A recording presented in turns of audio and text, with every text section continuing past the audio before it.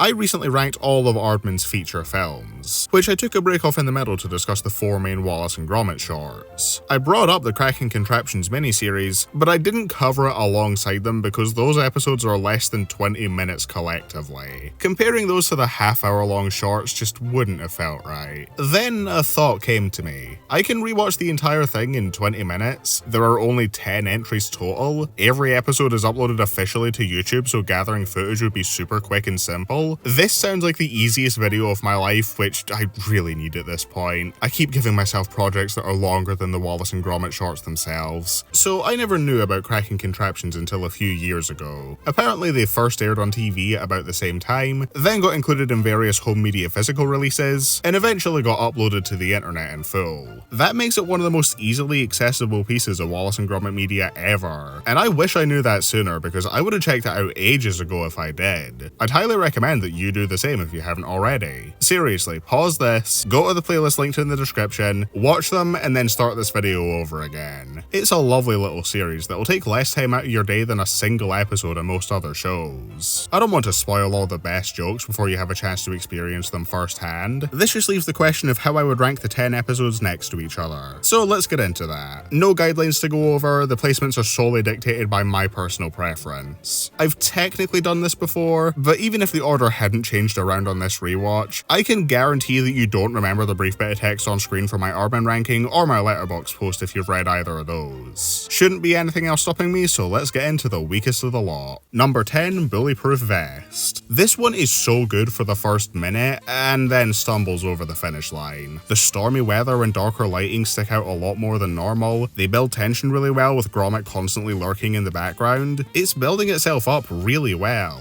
Then the punchline is literal, and it's just a man socking his dog in the face. I don't think there's anything I really get out of that. This franchise is no stranger to slapstick. Hell, it's even been done well on Gromit. But I think giving him a black eye is a step too far to where I can't really find this funny. Wallace eats shit himself at least, but I don't know, I'm not really feeling this one. Number 9, Snoozatron. Wallace being unable to sleep in the dead of night is such a mood. Pleasant enough, but does just kind of make me feel bad for Gromit. Wallace will be going in the chair for making him get up in the middle of the night rather than just making a cardboard cutout of a sheep or something. With that said, I do like the ending where Gromit just casually starts reading the newspaper as he gets bounced. And the contraption itself is a fun idea. It made me relax just watching and imagining being in it myself. Number 8, Christmas Card-O-Matic. A little better than I remember actually. My first go around this didn't make me feel much of anything, and it still kinda doesn't for the first chunk. There isn't much I get out of the photo shoot scene, but then Wallace's camera being hooked up to an elaborate contraption is a pretty solid sight gag, and I like his obliviousness to what's going on outside. He's got his crappy costume and cheap looking background when there are real birds and pretty scenery in plain view from his window. I also got a lot more out of him going, I think we've captured the true spirit of Christmas this time, and I'm not sure why. Based on my initial impression, I thought I'd write this one off as mid and put it second to last, but I actually like it a decent bit now. I apologize, I was not familiar with your game. Number 7, Turbo Diner. Why does anime food look so good? If there was ever any possibility of thinking Wallace was still on the rocker, then I think this episode completely removes all doubt that he's lost it. Yeah, the problem he creates was entirely avoidable and the punchline is easy to see coming, but like,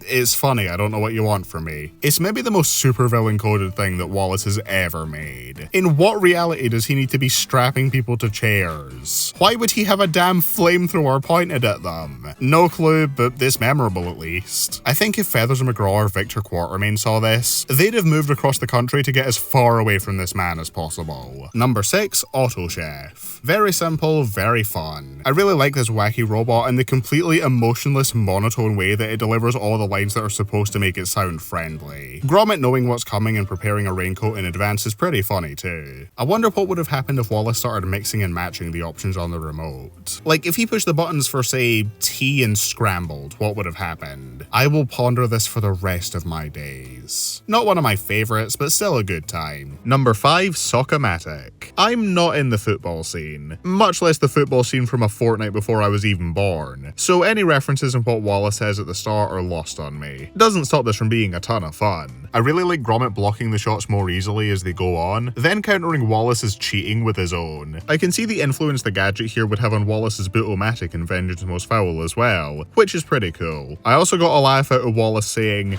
Out of balls. because my brain has not developed since the day the episode dropped. Anyone for tennis, perchance? You can't just say perchance. Oh, and there's a post-credit scene which is pretty cute. This is the only episode to have one. If you think about it, this really is the Iron Man of the Wallace and Gromit cinematic universe. Number 4, 525 Crackervac. Starts out just pretty good, but then gets great when Gromit turns his showdown into a damn Wild West duel and the lighting changes. That's cinema right there. His brief wrangle with a Crackervac is fun, and the ending punchline's pretty funny with them having a massive mess to clean now that their only vacuum's been destroyed. Wouldn't be as high if not for that one bit, but damn is that one bit peak. Number 3, Snowmanatron. Wallace atones for inventing too close to the sun, and Gromit comes out on top in the end. A winning combination for sure. It's obvious from the start that Wallace is going to destroy the snowman, but it's funny how they subvert exactly how it happens. Rather than driving or dumping snow over it, Gromit ends up taking the head off accidentally, then the door smacks the rest aside while he's distracted. I love how Wallace's pose when he gets covered in snow matches the one of the snowman that Gromit made, and his final line about how it was abominable is the kind that I can't help but roll my eyes at in an endearing way. It also gets me when he puts the hat on his snowman and the face falls off immediately.